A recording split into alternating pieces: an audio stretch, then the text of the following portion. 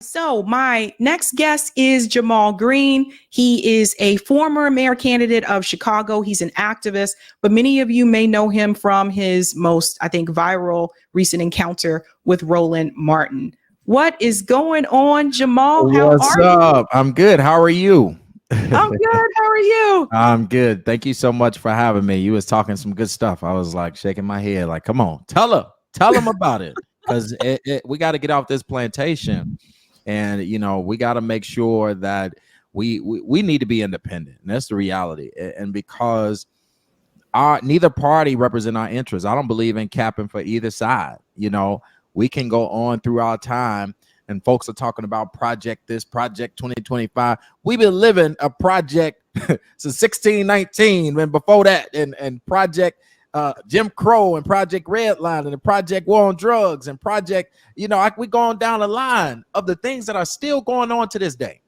And so the reality is I don't believe that either party represents the interests of our people. And so we should be independent and crafting an agenda to push on both parties to adopt it. If not, creating our own party, which we should have had one, or supporting third parties. So, you know, I'm for all the smoke because they, you know, the Jewish folks ain't got to beg them.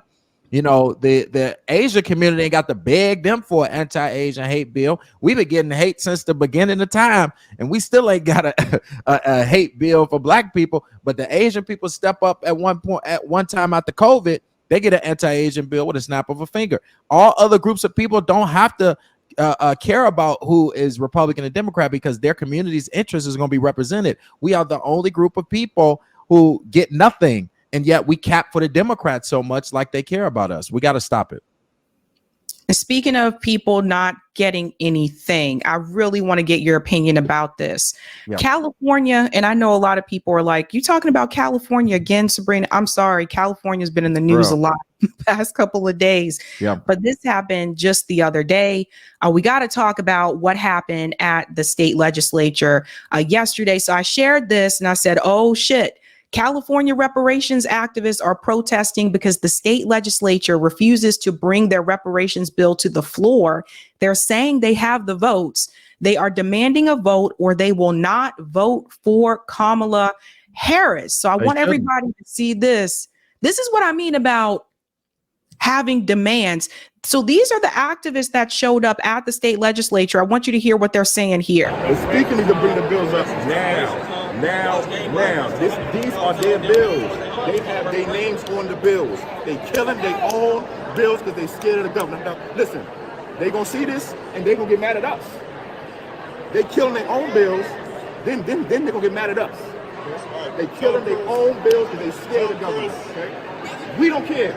We need to bring the goddamn bills up now. The governor needs to understand that the world is watching California, and this is going to have a direct impact on your friend Kamala Harris, who's running for president.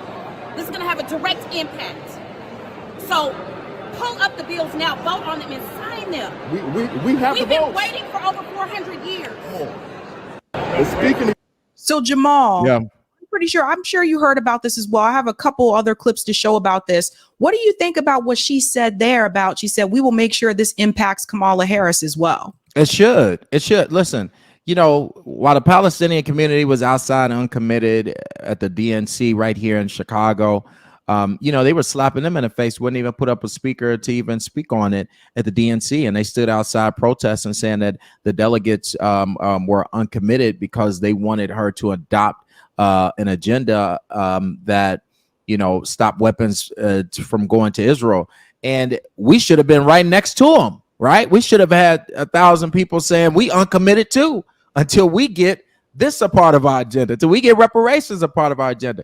It don't make no sense that we keep watching other groups of people rise up and fight while we sit back and we just vote Democrat and we don't do anything. And so I am glad to see what's happening in California, them stepping up to say, hey, y'all gonna have consequences if y'all don't pick up this agenda. That's what's supposed to happen. A vote is a transaction. I don't care that Kamala looks that she's a colored woman or that she's a woman or that she talks. I don't like the way she talks, but Barack Obama is what I'm really using. Is, you know, he talks all nice and he has the best speeches and he looks handsome and he walks all smooth. I don't care about none of that. What I care about is where's the policy that you are going to put in place that's going to benefit our community. And if you are not talking policy, while the racial wealth gap is continuing to enlarge, while the border is allowing for other ethnic groups to come over and get the resources and land that was supposed to be given to us, I don't care about the symbolism. I care about how do we move forward an agenda for our people. And if you ain't talk about that, then I don't care about you. And that's how it should be.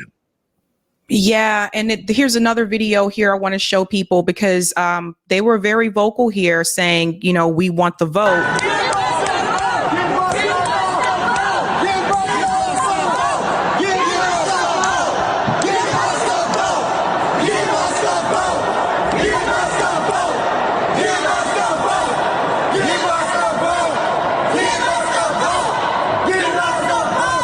So you guys get the idea there. And then there's another one here I want to show people.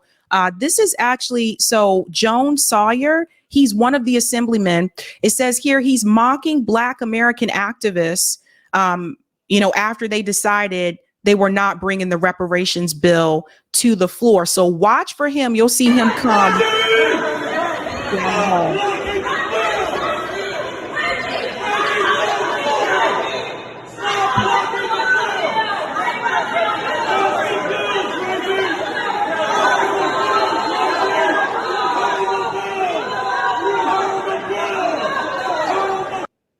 So that's him right there, Jamal. He's mocking so for people who don't understand what happened here, he's a member of the Congressional Black Caucus in California. The Congressional Black Caucus members went against, again, they refused to allow the bill to come to the floor for a vote. And according to the activists, they actually had the votes. Now, this has happened before in California, and it was for cow care where they had the votes and they decided, you know, not to bring it to the floor. And this is what they do. Yep. Yeah, go ahead. No. This is what they do. People got to understand this.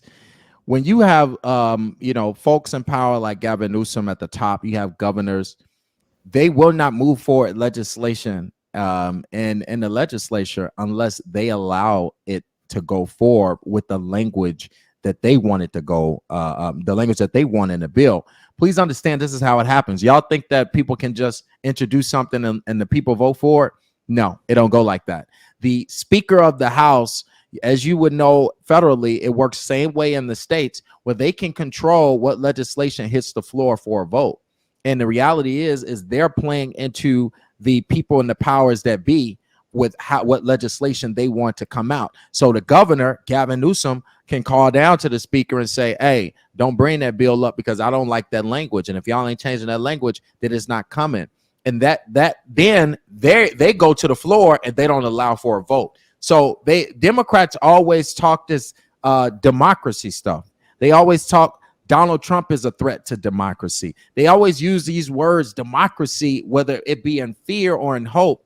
But democracy is not happening at the state level or the federal level, because when folks want democracy and they want to vote for something, they want to hold their accountable their politicians to vote for something, they're not allowed to even vote for it because there is no democracy. It's a dictatorship by the governor and the Speaker of the House where they can move forward whatever bills they want to. So we got to stop allowing them to play us in our face and say, if you believe in democracy, then move forward the bill and let's hold accountable to folks to vote for it.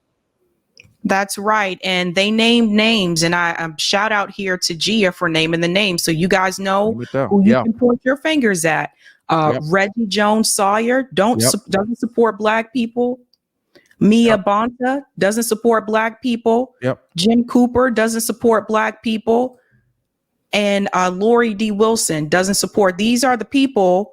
So they did lose. It says here, Chris, who's one of the organizers, we lost the battle to create a reparations agency and fund, but we will win the war. Thank you to everyone who rode into battle with us. So to the point that you made there about Gavin Newsom, that's what people need to understand. And I think somebody needs to run against Gavin Newsom. You can run against him outside of the two-party city. No, he real mad. He real mad because he ain't president. And, I heard he was throwing dirt on Kamala name because he's mad. He wanted to be the presidential nominee. And now that isn't happening. He's back in California wreaking havoc. Well, I think that's interesting. I think someone should run against him outside the two-party system. And I think it needs to be someone that has name recognition to run against Gavin Newsom. And they could make an ad against him and say, Gavin Newsom wouldn't allow reparations bill to come to the floor. Is Gavin Newsom against reparations? They should make it like that. For this ad is sponsored by such and such. But somebody needs to run against him because this is it's not just reparations. They did this to CalCare, where again, they had all the votes and they said, no, don't bring it to the floor. But to your point about other issues coming before this, and I brought this up on Friday evening, the bill to send $150,000 down payment. For homes. For immigrants. It's utterly sickening. It's what's going on in Chicago. Trust me. That bill might be coming to Illinois soon, and we're gonna have to fight for it. We're the most progressive on a lot of these issues as well. Right after California, we literally are number 2 or 3. And so, why we have such a huge migrant crisis? We're a sanctuary state and a sanctuary city, with Chicago being a sanctuary city.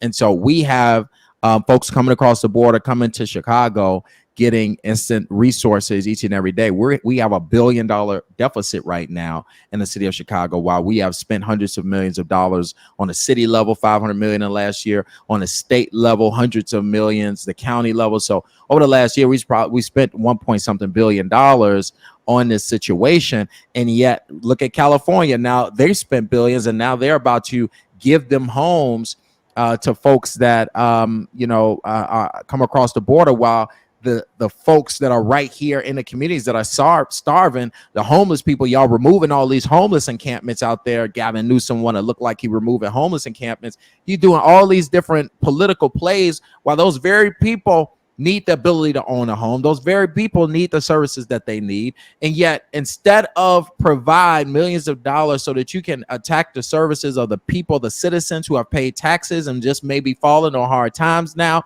you would rather give that money to folks who come across the border. This is, they don't prioritize us. And that's why we got to hold them accountable for it. And this is something you tried to explain to Roland Martin on Twitter, who is, he's a Democrat shill. And I feel like, you're in Chicago, you ran for mayor of Chicago.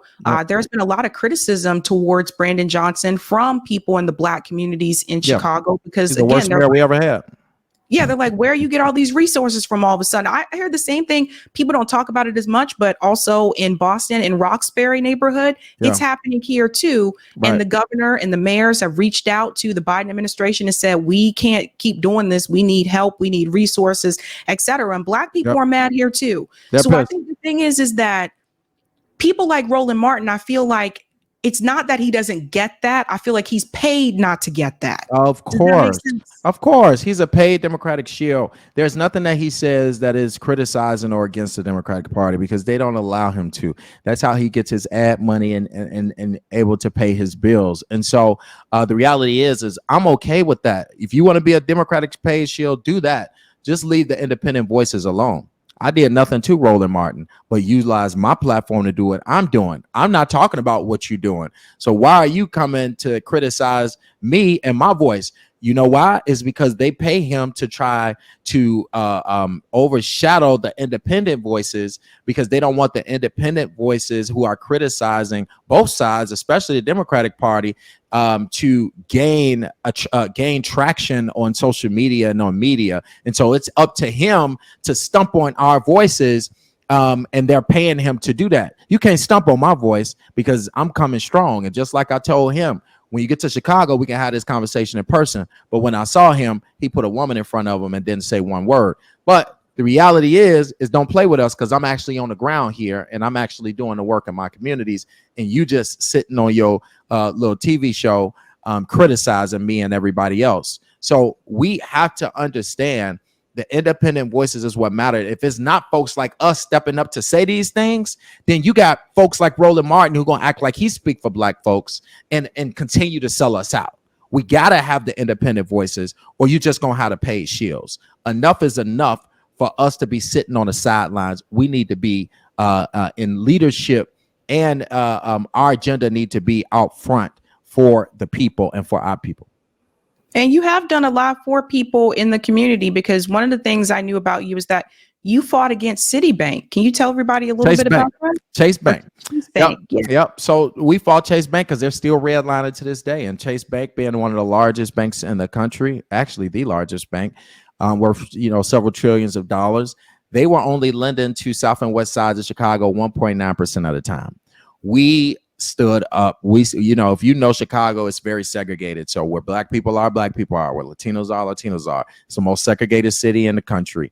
And so they intentionally, the South and West sides, which are all minority communities, they intentionally did not invest there, and they invested more into white communities. And they showed that the default ratings were the same. They showed that people had the credit to buy homes. They show all of the data to prove that there was no reason but redlining that that of the reason why they only lended to the South and West sides 1.9% of the time.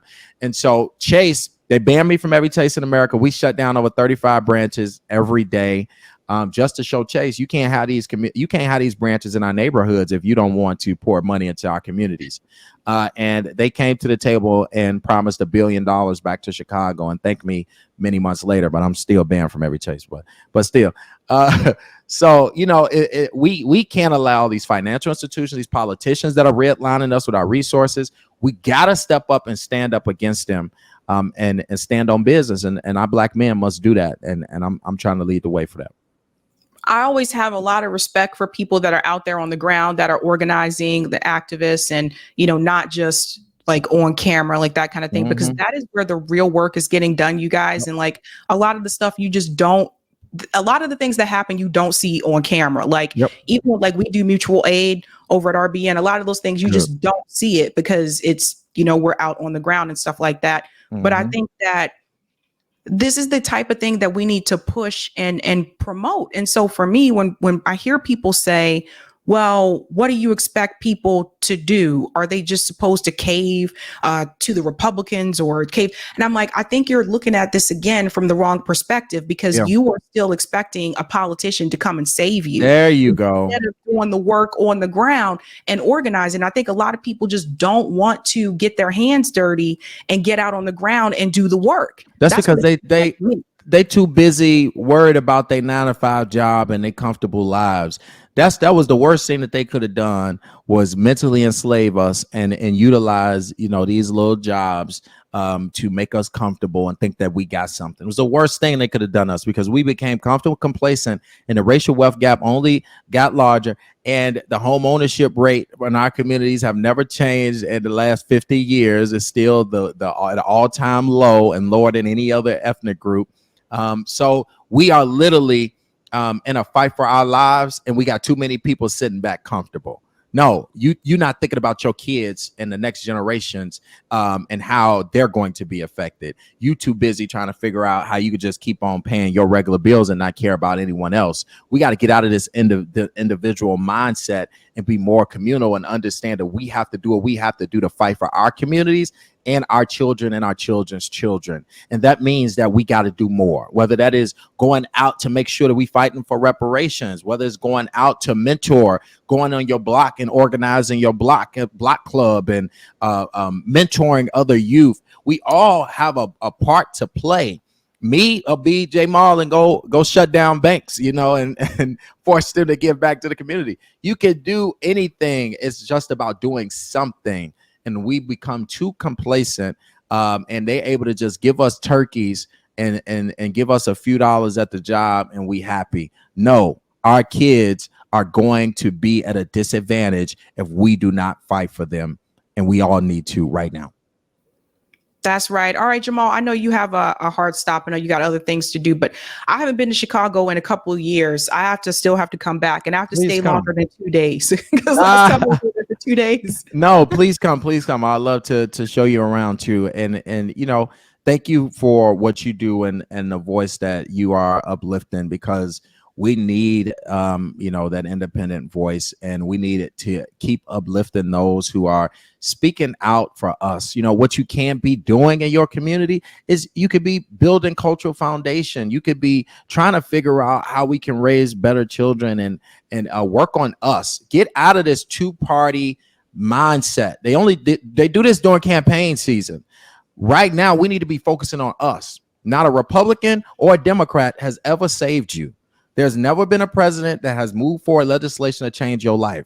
Stop allowing them to fool you with Trump is a threat to democracy, and we got to spend all our time trying to get him, make sure he don't get to the White House. If Trump wins, you're going to be fine, because he was in there for 4 years, and you can't tell me one right that he took away from you, because he didn't take away any. So if he wins, he got 4 years. Or Kamala wins, she got 4 years. The reality is your life is not going to drastically change unless you change it in your communities, where you are, on your block, with your children. You know, we all have to focus on rebuilding communities. Get out of this Republican Democrat stuff, because it don't matter who's in there. Your life gonna be pretty much the same in 4 years if you don't make it different. Awesome. Jamal Green, thank you so much. Where can people follow you? They can go everywhere. Jamal Green on Twitter, Facebook, and ain't hard to find me at JAYMAL Green on social media, and at JA_MAL Green on Facebook. Thank you so much for all that you do, and I can't wait to come back on your show. Thank you. Thank you. Bye. Bye-bye. All right, guys, that was Jamal Green. Again, please make sure you follow him on Twitter. Very young activist, incredibly smart organizer, like out there in the community. I love to see it. And you guys need to see and hear more of that. Jamal has a busy day today, so he'll come back on another time and we can spend more time together.